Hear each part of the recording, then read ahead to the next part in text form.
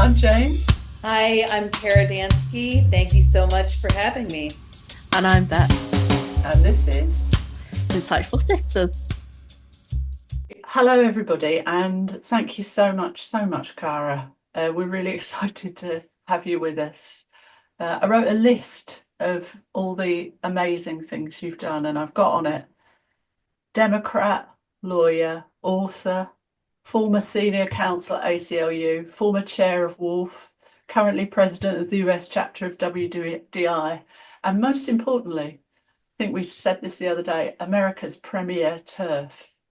That's so nice. I should say that I decided not to rerun for president of WDI USA this year. So my term as president of WDI USA expired in July, Oh, and the new president is a lovely woman named Elizabeth Chesek, and I'm very happy to remain a loyal volunteer and lawyer with oh, WDI USA. thank you for that, and apologies to Elizabeth for out presidenting you. Um, so, how does a Democrat, a former ACLU counsel, how did you get involved in spending all your time not on those things, but now on women's rights? Yeah, so I'll say at the outset, I registered to vote as a Democrat in 1990 when I turned 18. And I have just always considered myself ideologically to the left of the Democratic Party. Sadly, we have two major parties. And so I have felt that it makes sense to remain a Democrat for various reasons, but I consider myself ideologically very left of the Democrats. I was, for a very short period of time, a member of the Green Party before coming back to the Democrats to vote in the 2008 presidential primary. So, as you say, I was senior counsel at the ACLU from 2012 to 2014. Incidentally, the fall of 2014 is when I learned about all the threats that so-called gender identity poses to women and girls. And I left the ACLU for a different job, but at the time, I had no idea how completely captured the ACLU had become. So, in the fall of 2014, a woman, a radical feminist lesbian, basically schooled me on how gender identity harms women and girls. And I did my homework and I did some digging and I figured out what was going on. I joined Women's Liberation Front in 2015. I joined the board of Women's Liberation Front in 2016. And as you said, I was the chair for a while. I left Women's Liberation Front in 2020 and started getting more active with Women's Declaration International. In the meantime, what happened was I spent several years doing progressive, I would say consulting with progressive nonprofit organizations on issues concerning criminal law and criminal justice. My nearly 20-year career was all about progressive criminal justice reform. However, I was working at a job in 2019, and by that point, I had been very outspoken about women's sex-based rights. And someone anonymously alerted my boss to the fact that I was speaking on these topics. And this person demanded that I be fired from my job. Did you ever find out who it was? I No? did not. No. Wow. And, it was so interesting because it was early 2019. By this point, I was no longer consulting. I was working for a city agency on criminal justice policy. And my boss at the agency was this lovely woman who is in her mid 60s, and she's very old school. She doesn't like social media or anything like that. So she doesn't understand how Twitter or X works at all. And what happened was this person had posted on X that I was a TERF and tagged a member of the Washington, D.C. City Council. He became very irate and he took my boss into his office and he screamed at her and yelled at her and told her to, quote, fix the problem. My goodness. Yeah, but the agency, because it's a public agency, it couldn't legally fire me because I have a First Amendment right to speak out about matters of public concern in my own time during non-work hours, which is all I ever did. Yeah, and it's not actually illegal having gender critical views. So Right. I mean, no, I have a right to say what I want as Yeah. long as I didn't compromise my work at the agency, which Yeah. I never did. So they couldn't fire me, but over the course of 2019, my boss got email message after email message saying, that there was a TERF working at the agency and demanding that they get rid of me. And even though they knew they couldn't get rid of me and they didn't want to get rid of me, it just became untenable because every time that happened, she had to bring it to me and then we had to discuss it, and it was distracting from the work of the agency. In other words, I wasn't distracting from the work of the agency. Yeah. These anonymous people screaming at my boss were doing that. So I left at the end of 2019. And since the beginning of 2020, all I've done is fight for women's sex-based rights. When the woman who spoke to you initially in 2014, you said somebody spoke to you, what was it that she said? And did you have like a light bulb moment, or was it a sort of gradual trickle? I never really considered myself a so-called trans rights activist. I wasn't really paying attention to the issue. Mhm. I was really focused on progressive criminal justice reform in my job. And I thought, as a good leftist, as a dutiful Democrat, that I just kind of had to go along with it, but I wasn't very critical of it. And so she and I were talking about all sorts of things. We were talking about racism and sexism and homophobia, and we were talking about all things politics. And I said something about transgender rights. And she stopped me and she said, Kara, you have to understand everything about so-called transgender is misogyny. It is all anti-woman and it's homophobic. And I was shocked. I had never heard that before. So I did my homework and I started looking into it. And she was right. Yeah, yeah. Yeah, I think it's good when somebody gives you that space to go away and find out for yourself as well, to sort of say what they think and then just leave it at that. That's a really good way of piquing people and being piqued, I think. So one of the things that we were looking at before we did this interview was your book, The Reckoning, which has turned out to be extremely prophetic. You wrote this book. It was published last year, and it's sort of a warning, isn't it, for the Democrat Party, that if they don't amend their ways or amend their policies, they're going to lose the election. You said in that book, many of us, I mean, you were writing then about the previous election, I think, but you said many of us refused to vote Republican, and the Democrats have made it impossible to vote for them either. Is that true? Is that what happened in the most recent election where Trump won? Yeah, absolutely. And I will say that the last chapter of The Reckoning is called A Cautionary Tale and a Policy Prescription. And the cautionary tale draws very heavily on the experience of Turf Island and all the amazing advocacy that women have done, explaining to leaders of the Labor and Green parties exactly why they're so wrong. And I drew also on the experiences of women in other countries across Europe and Australia, of course, and said women are fleeing left-leaning political parties all over the world over this issue. Yeah. And then I told the Democratic leadership exactly what to do in order to earn back the trust of voters. Yeah. And of course, they didn't do any of it.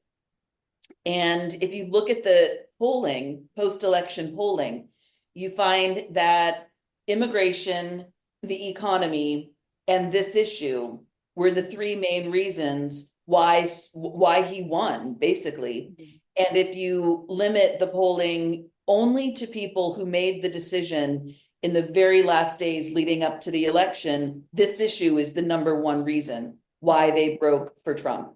Okay, because it was an extremely successful advertising campaign that the Republicans won, ran at Yes. the end, wasn't it? They just focused on the swing states, I think, didn't they? Well, they focused on the swing states. I was in Washington, D.C. at the time, which is not a swing jurisdiction at all. It's very heavily Democratic. But for various reasons that I don't understand, apparently networks in Washington, D.C. pick up networks from swing states like Virginia and West Virginia. And I was actually sitting at a bar watching television when I saw one of those ads. I nearly fell out of my chair.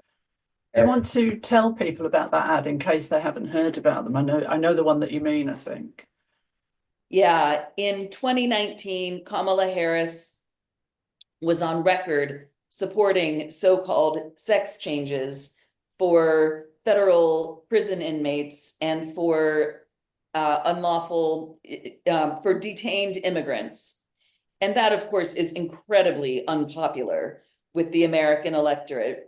And so the commercial explained that that was her position and that she supported the same thing when she was Attorney General of California. And the commercial ends with the narrator saying, Kamala Harris is for they, them. President Trump is for you. And it was, I mean, I literally almost fell out of my chair when I saw that. And I thought, that's it. Wow. Wow. That's a moment to remember. I mean, but whatever side you're on, that is a brilliant, effective. I don't know if it's nice, but it's effective, isn't it, as a tagline? Yeah, it was very effective. Yeah. Well, if somebody was coming new to this, if somebody's listening to this, say somebody's listening to this in America and this whole thing has passed them by, what would be the top things that you think that women have lost through the democratic approach over the last years? Certainly, we have lost our right to compete in sports only with and against women and girls, although we're seeing that change. One of the most egregious aspects of this is the housing of male inmates in women's prisons, which is happening all over the country. And our media just refuses to report on it. I think people would be appalled if they knew how our state corrections departments are treating some of the most vulnerable women in the country. These are women, the majority of whom have been victims of violent or sexual offenses at the hands of men. Many incarcerated women have struggled with different forms of addiction. When I was reading your book, I was reading about one state, and you perhaps was it Ohio, and there had been 27 men inside a short period, 27 men who identified as women inside state prisons. Have I got that right? I think it's New Jersey, but it is New Jersey, sorry. That's okay. It's 27. Yes. So many, because each of those men will be like a little ticking time bomb to the group of cells around him, won't they? Those women will be locked down for longer, for example, because they have to be managed. They've still got the same number of staff, so they've got to manage that man inside the prison. Yes, and it's even worse than that. There's an incident in California in which a woman was scheduled to be paroled. She had committed a horrible crime. There's no question about that. She absolutely had committed a horrible homicide, and she was sentenced to a period of time to life. I don't know whether it was 10 years to life or 15 years to life, but something like that. And she had served her minimum term, and the California Parole Board decided that she was ready for parole. She had served her time, she had served her punishment. She had rehabilitated herself. She could safely be released without causing any problems or hurting anyone. And they scheduled her parole. And then she complained about a man who was in the women's prison. He was in the women's bathroom. He was in the women's shower area, watching women shower. And she complained about that, and they revoked her parole. It's just terrible. The simple dignity that we've taken for granted. Yeah. Absolutely. It's just horrific. So I will say the Women's Liberation Front has sued the state of California, alleging violations of the Eighth Amendment, prohibition on cruel and unusual punishment, as well as the 14th Amendment. So that's good. They're before a judge who is entirely unsympathetic to our position. And in that case, the Women's Liberation Front represents female inmates, and the American Civil Liberties Union, my former employer, has intervened in the case on behalf of men to argue that men should in fact be allowed to be housed with vulnerable women. It's just horrific. We did an interview with Susan Dalgetty and Lucy Hunter Blackburn, interviewing them about the women who wouldn't wished. And what was really striking when you look at the book and when you look at the history of what happened in Scotland is how every country has the same sort of almost carbon copy approach of infiltrating all the institutions, infiltrating all the NGOs and the charities that advise government and that are sometimes funded by government and so on. And I really felt that when I was reading your book. Do you want to talk a little bit about how the Biden administration has basically reformed education, health, justice, and so on? So this issue predates the Biden administration, and most people aren't aware of this, but Democratic members of Congress introduced a bill called the Equality Act all the way back in 2015. Now, that bill has never passed the United States Congress. It's passed in the House of Representatives twice, but it's very different from the UK's Equality Act. And I understand debates rage about what needs to happen with the UK's Equality Act, and it's not for me to opine about that. But I do just want to say that unlike the UK's Equality Act, our Equality Act would redefine sex completely to include so-called gender identity. So whatever anyone thinks of the UK's Equality Act, at least it maintains sex as a discrete category. In the US, if the Equality Act ever passes, the category of sex will be completely obliterated for all purposes under United States civil rights law. So that goes back all the way to 2015. President Obama in 2016 issued something called a Dear Colleague letter, in which he instructed schools to interpret the word sex to include so-called gender identity for all purposes under Title IX, which is meant to protect women and girls in education. So this goes way far back before Biden. However, on his first day of taking office, President Biden issued an executive order called Executive Order 13988 on preventing and combating discrimination on the basis of gender identity and sexual orientation. And in that order, he ordered all federal agencies to amend their rules and regulations to redefine sex to include so-called gender identity. And then most of them did that. So the Department of Health and Human Services now interprets the word sex to include gender identity, which puts doctors in a difficult position because they fear that they cannot provide sex-specific care, which is important, of course. Could you ask if for sex-specific care if you wished? I don't think so. If I went to a facility that was funded by the Department of Health and Human Services and demanded a female provider, I don't think I could get that if they provided a man who calls himself a woman as a provider. There's also a case currently going before the courts where a man went to the doctor complaining of pain, and the doctor was concerned about prostate cancer and wanted to refer the patient to an oncologist to test for prostate cancer.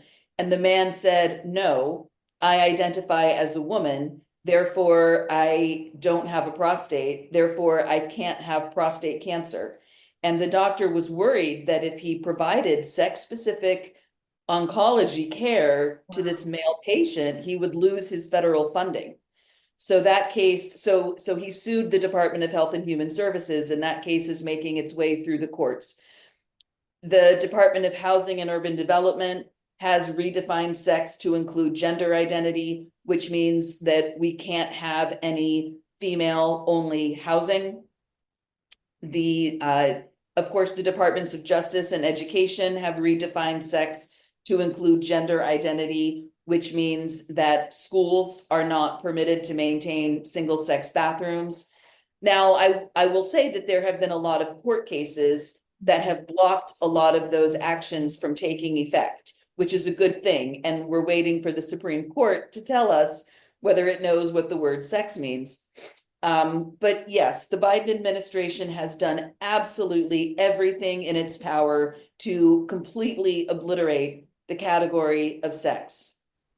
What do you say to those women in America? And I know there are a lot of them who feel so strongly about Trump's record on women's rights, and also his intentions maybe to restrict healthcare and so on. All of those things will have a bigger impact on women and children, most likely. So what do you say to those women? Because it's a hard balance, which of these administrations would have been the most misogynist? What a terrible conversation to be having. But this election was extremely difficult for many of us. And I know women who voted for Trump for this reason.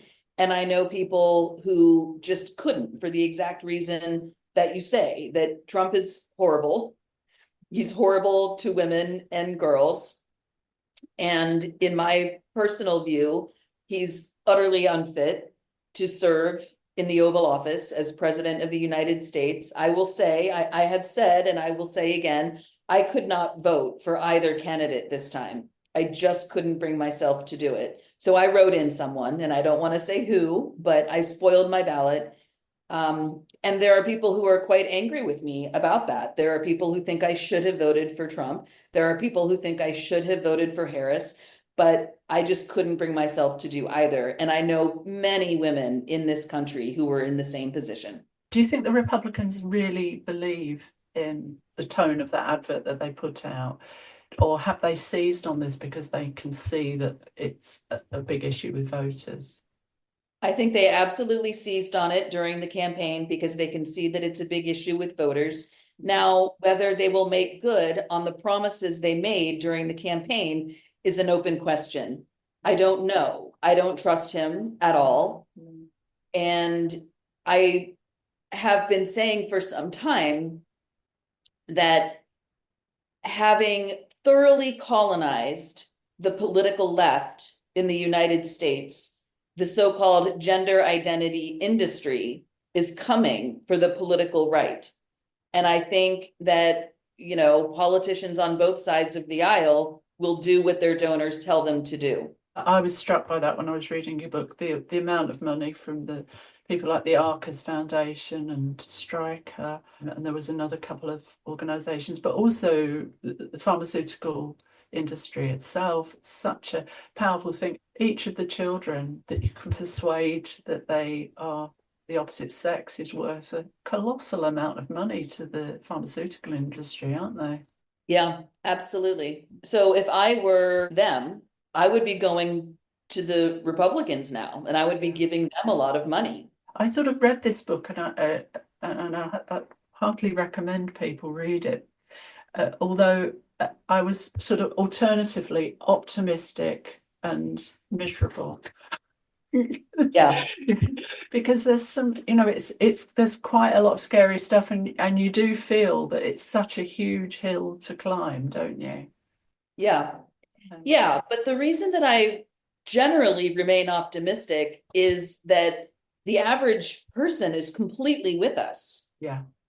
I assume the same is true in the United Kingdom. Yeah. But the problem is so many people are still ignorant. So many people still don't know just how bad the so-called trans lobby is and how much they hate women and girls because the media won't tell them. What can we do about that? Well, I spent the week after the election submitting op-ed opinion pieces to various outlets. The Washington Post, at a minimum, did me the favor of rejecting me. All the others completely ignored me, which I'm accustomed to.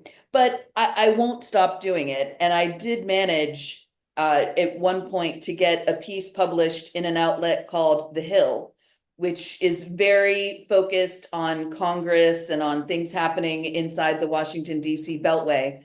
And it's called, Will the Democrats Finally Start Listening to the TERFs? And they published that to my surprise. I was pleasantly surprised that they did. And so I'll just keep pushing on it. I'm also very grateful to have someone who's helping behind the scenes to promote WDI USA, to promote the book, The Reckoning, and to make our voices be a little bit more prominent. Because I'm absolutely convinced, as I often say, if we can be heard, we will win. Yeah. What do you think that the UK and the US can learn from each other? What have we got to offer each other? I mean, you very kindly called us Turf Island, which we're quite proud of that. What can we learn from each other? Absolutely. I wish I lived on Turf Island, but we follow what happens over there very closely. And so, we were very well aware of what was going on with the so-called gender reform efforts, back in 2018. We followed events in Scotland very closely. So we definitely pay a lot of attention to what you're all doing, and we take our cues from you. Things are sufficiently different here, though, that we're somewhat limited in terms of what we can learn from you, in part because of our system of federalism, where we've got the federal government, but then we've got these 50 states plus the District of Columbia. And so we have a lot of work to do at the state level. And generally speaking, I'm happy that we have that system, but it just creates a lot of nightmare scenarios and a lot of work to do nationally. So it's hard. We're somewhat limited in terms of what we can learn from Turf Island. I think America, from the UK's point of view, obviously I'm not speaking for everybody, that would be nice, but but I think it's really important what happens in the US, because this is something that has come from the US through academia. A lot of the ideas were generated at first in the United States, and so we're watching really keenly to see what happens there, because we feel that we'll, in a way, I feel that we'll take a lead. Our governments will perhaps take a lead from yours. I think the question of where it started is kind of a difficult one, because of course, a lot of this started in US academia, but I also think back to the Yogyakarta principles back in 2006. Yeah. And I think it was only 1 out of 29 signatories was American. For anyone who doesn't know, the Yogyakarta principles are a set of principles developed in Yogyakarta, Indonesia, that tells the entire world that it's important for sex to include so-called gender identity. It elevates gender identity over sex for virtually all purposes. So I think it's a little bit difficult to say, where this whole thing started exactly. But yeah, we will do our absolute best to hold the incoming administration to account and to make sure they make good on their promises. I don't know if you're familiar with a woman called Nancy Mace. Yes, yeah, we've been following Nancy Mace. So she's very interesting. Obviously, her politics on abortion are not radical feminist. She personally opposes abortion, although she has also been telling the Republican Party to ease up on its positions on abortion. She does not support a national abortion ban, and she frequently tells Republicans that they take too hard of a line on abortion, and she has also voted for same-sex marriage twice. So she's got some very interesting politics. She's a Republican, obviously, but she's just kind of taken off. and has introduced numerous bills in the United States Congress to protect women and girls. And so I'm encouraged about that. And I've been private messaging with her, and I find her to be a very delightful person. Oh, good. Bex and I were talking about this yesterday, I think, about the fact that the future has got to be women working together across the parties, and that's certainly what seems to have happened here. Yeah, absolutely. I'm sort of wanting to look forward. Obviously, it's been a big year for women in America on lots of different fronts.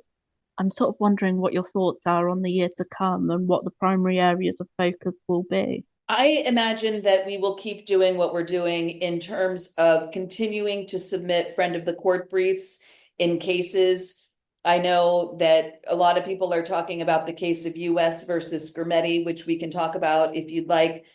WDI USA filed its very first substantive brief before the US Supreme Court in that case this year. And there are other cases that are bubbling up in the federal judiciary.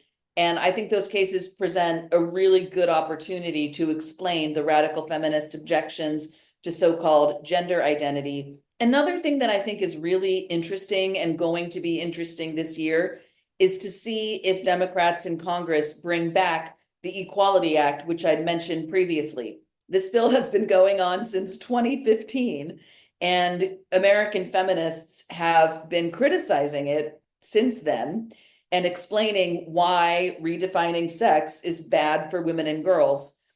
And I kind of think that even though they don't say anything publicly, I think the Democrats in Congress have figured out that this is a losing issue, because when the Equality Act has been introduced previously, it has been co-sponsored and pushed by virtually all the Democrats in Congress. But the last time it was introduced was 2023, and hardly any Democrats publicly supported it. So it just kind of sat there and it didn't go anywhere.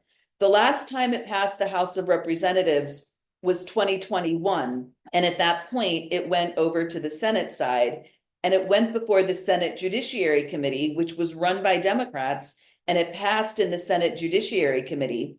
And at that point, the majority leader of the US Senate, who's a guy called Charles Schumer, could have brought it before the Senate for a full vote. And he didn't do that. So I think by that point, he had kind of gotten the clue, and many Senate Democrats had gotten the clue that obliterating sex for all purposes under civil rights law is bad for women and girls and very unpopular with the American electorate. So I will be looking forward to seeing if the Democrats even bother to bring it back again. Probably one or two will, but I don't think it's going to get a lot of support. It certainly didn't in the last congressional cycle. So there'll be a lot to look forward to in terms of that. And I guess the other thing I would say is that we have had one Democrat, two, but really only one Democrat in the US Congress open up the conversation. He has said, look, we need to have a conversation about whether it makes sense to have male athletes in women's sports. And that representative is named Seth Moulton. And some of us have been in touch with his office. And Representative Moulton is not exactly where I want him to be on the substance of male athletes in women's sports, but he's at least saying out loud, listen, America, we have to talk about this. So I will continue to watch him carefully. And then I talk in the book about how there's a tiny handful of Democrats who have voted to protect female-only sports at the state level. And I'm very encouraged about that. And I think every time a Democrat takes a stance to support the sex-based rights of women and girls, it provides opportunities for other Democrats to do the same thing. So I'll be looking to see if any other Democrats at the state or federal level get the courage to even have a conversation about some of these things. Okay, let's dig a bit deeper onto some of those issues. So I think the first one that you mentioned was obviously the Skermeti case. Just briefly, in case there is anybody that hasn't really been following that or has sort of heard the name but doesn't really know, what is going on and what are the key issues that are at the center of that case? So Tennessee is one of, I think, 24 states that have banned puberty blockers and opposite sex hormones for minors. That happened in early 2023. A few months after the law was enacted, a group of minors, their parents, and a doctor sued the state of Tennessee. Skrmetti is the Attorney General of Tennessee, and that's how his name ended up in the case. So they sued. They're represented by the ACLU, and they said that the Tennessee law violates their rights under the equal protection and due process clauses of the 14th Amendment. And at first they won before the lowest federal court, and then the state appealed to what's called the Sixth Circuit Court of Appeals. And the Sixth Circuit Court of Appeals issued a really great opinion saying that no, the Tennessee law is actually constitutional. That was in September of last year. And in the meantime, the United States government intervened in support of the minor plaintiffs and in support of the ACLU. And eventually, both the ACLU and the United States government asked the Supreme Court to weigh in, and the Supreme Court granted the US government's request, but not the ACLU's. And the question currently before the Supreme Court is whether the Tennessee law violates these minors' rights under the Equal Protection Clause. And so it's interesting because on its face, this is a case about whether a state, in this case, Tennessee, can ban puberty blockers and opposite sex hormones. And I hope that Tennessee wins because I think states should be able to do that for that reason alone. But the reason the case is about much more than that is because the ACLU wants the Supreme Court to decide that the phrase transgender minors is sufficiently coherent to establish a class of people who are entitled to equal protection under the law. That would be really, really bad, because if the Supreme Court says that that is right, then it will mean that men who call themselves women will be entitled to the same level of protection as actual women under the Constitution, which I think would be a disastrous outcome for women and girls. Yeah, absolutely. So I suppose effectively one of the arguments being made is if a young man needed for some reason to take hormones, testosterone, due to a health condition, that would be allowed. But if a young woman who wishes to identify as a man wants to take the same hormones, she would not be allowed. And they're sort of wanting us to ignore the fact that she would be taking the wrong sexed hormones and actually turning this into almost a form of sex discrimination. What would be the broader implications of that? Yeah, I mean, the Supreme Court did not decide until 1971 that women are entitled to equal protection under the law. I'm very glad it did. And I will say that it was a young lawyer named Ruth Bader Ginsburg who was responsible for that judgment. So thanks to Justice Ginsburg for that. After 1971, over the course of several decades, the Supreme Court developed a legal framework for examining claims of sex discrimination. And the way that the law is now, it says that discrimination against women vis-a-vis men is bad and unconstitutional. But discrimination between the sexes in a way that doesn't harm either sex is sometimes permissible. And so I think that's a reasonable way to think about sex discrimination.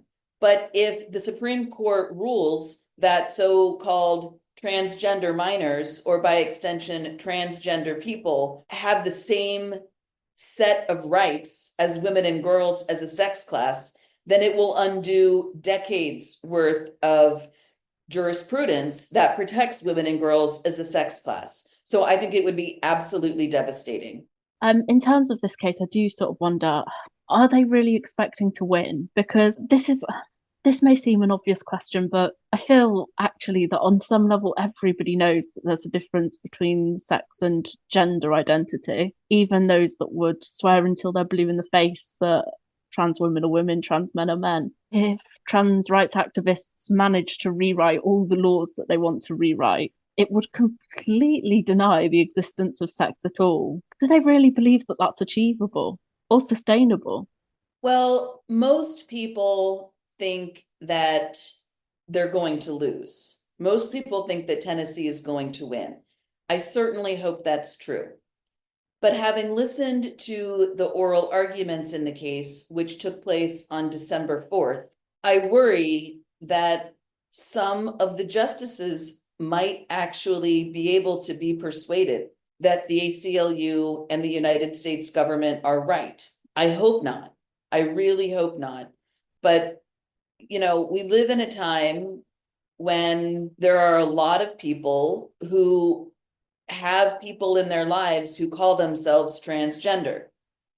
I don't know anything about the personal lives of any of the 9 Supreme Court justices, but some people have wondered whether any of them have children or grandchildren who call themselves transgender, and if so, if that might influence their decisions.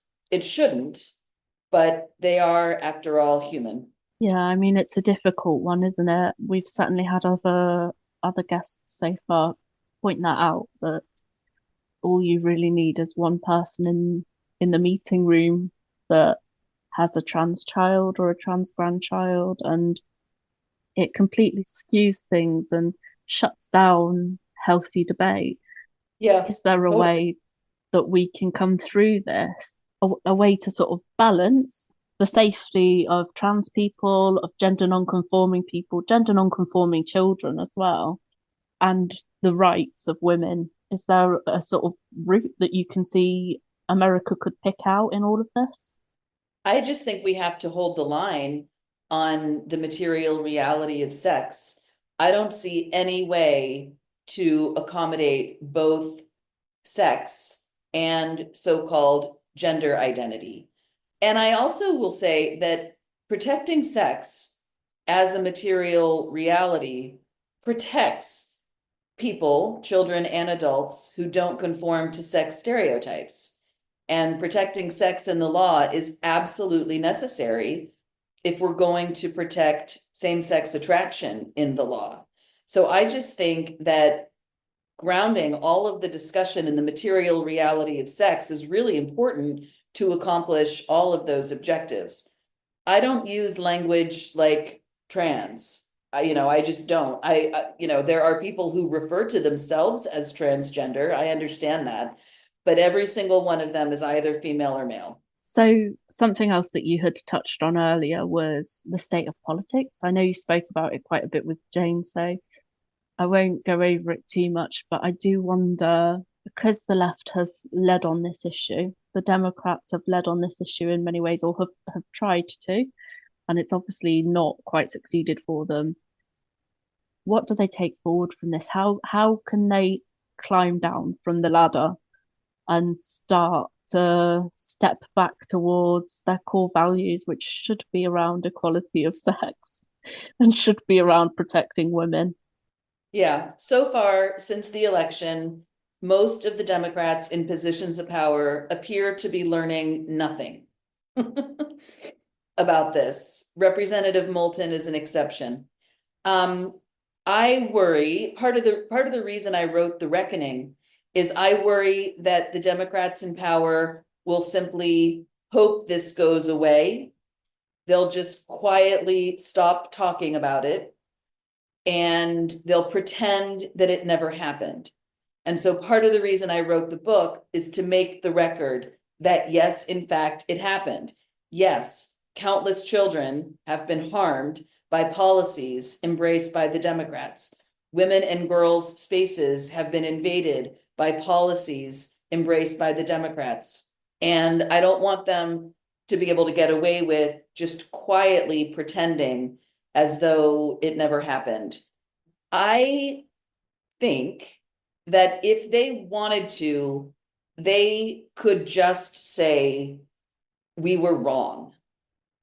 You know, it's hard with this issue because there is a multi-billion-dollar industry behind it. However, people like Joe Biden, Hillary Clinton, Barack Obama have all said, I'm sorry, we got it wrong with respect to gay marriage. They just said it. They held themselves accountable. They said, we were wrong, and now we're going to support this. And they could, if they wanted to, do the exact same thing here. They could just say, we've got it wrong. It would certainly be refreshing, wouldn't it, to have that level of candor. I mean, another thing that you also mentioned briefly in your answer to what was next for American women is the the starting trickles of some Democrats taking a different stance on sports. And it's funny because there's so many issues around gender identity that I think are more pressing, like prisons and rape crisis centres and domestic abuse support. But this seems like a topic that lots of people, even on the left, have realised maybe a safe way to begin expressing some doubts. Does that track with you? Yeah. I mean, the thing about this issue is that when, by Representative Moulton saying we need to have a conversation about male athletes in female-only sports, that's a really good thing, because by doing that, the people who think that some men are women, when they speak, they sound like crazy people. They expose themselves, right? They'll just say absolutely crazy things. And I think we need more of that, to be honest. I think we need more of that in order to expose the fact that gender identity is an emperor who doesn't have any clothes on. And the more the gender people, the gender lunatics, as some might say, the more they talk, the more daylight that is brought to their arguments, the more average, ordinary people can see that there's really nothing here. Yeah, it's funny, isn't it? I can't remember which feminist, but there's a quote that went around a few years ago that this must be the first rights movement in a long time where the more you learn about it, the less you support it. Totally. Yeah, it's an interesting one, isn't it? You mentioned, I mean, we've sort of spoken about gender on the left. You mentioned that it would also try to ingratiate itself with the right, that that's a sort of natural progression for gender ideology. I mean, I feel like that would naturally take a different form. How might that happen? Would it be around, it makes business sense, big pharma? Would it be about freedom of choice, free countryism, or what do you think that would look like? Well, I know, having done some research for The Reckoning, that, for example, the governor of Texas, Greg Abbott, received hundreds of thousands of dollars from a so-called gender clinic in Texas. Oh well, that will And do it then. yeah, That's probably the answer, really, isn't it? The money talks. the money talks. And then you're going to have guys like Caitlyn slash Bruce Jenner, who's a Republican. You know, he's going to prop himself up as the so-called reasonable trans woman. I'm putting that in air quotes. So yeah, I mean, I just don't think that the right is immune from this at all. I mean, I think it's something that sometimes you have to remind yourself of, or I have to remind myself of, is that a lot of these stereotypes around gender that people are basing their gender identities on sit very comfortably with the right wing in a way that just accepting that your daughter might be a lesbian perhaps never would. Do you think that that's the process of gender ideology merging its way into the right is well underway, or do you think it's something that will be a much slower process? I think it's well underway. I mean, as you say, the right, at least in America, the right loves gender, right? They love sex stereotypes. And no, I absolutely think it's very well underway. What's going on with young women? I mean, I sort of keep myself up to date with my age group, millennials and Gen Zs, and I can see in America there's a bit of a resurgence of radical feminism, separatism. I don't know if you're familiar with the 4B movement, but briefly for any listeners that aren't, this is a movement that's come out of South Korea. It's broadly saying not to marry, financially depend upon, live with, or have children with men. You know, the conditions in a marriage for women are so unequal that it's healthier for women on a broader scale to avoid this unless they really find a man that's somehow managed to train himself out of the system and is really going to be a fair partner. It's been fascinating for me over the last few years seeing a new branch of radical feminism in women my own age in America. Do you feel that gender critical views are as popular or are becoming more popular and acceptable in younger women, or how could we pass the baton between the older generation of rad fems to the new ones? So I will say, I mentioned earlier that a woman named Elizabeth Chesek is the current president of WDI USA.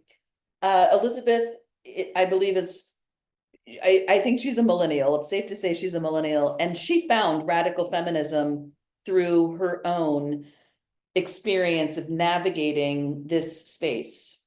So she has spoken publicly before about thinking that she might be trans and desisting and accepting herself as female and finding radical feminism through that process. And WDI USA held a convention in Atlanta in September 2024. And one of the panels at the convention was conceived of by Elizabeth. And it was, I forget the title, but it was an intergenerational panel. And so the panelists included one baby boomer, one Gen X woman, one millennial woman, and one Gen Z woman. And I'm forgetting, there was another panelist, but you get the point.